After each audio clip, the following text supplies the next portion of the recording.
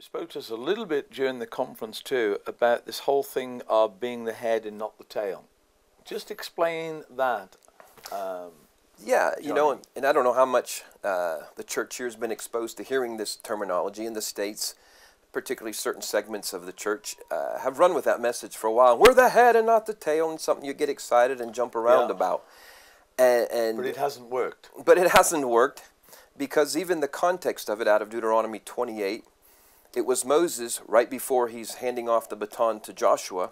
He's giving instructions to the people of Israel. He says, this land you're supposed to be going into, that you are going into finally after 40 years of delay, Yeah. it'll be a different life than how you've been living. You won't be living just off manna, water from the rock, other things. You will be the head and not the tail.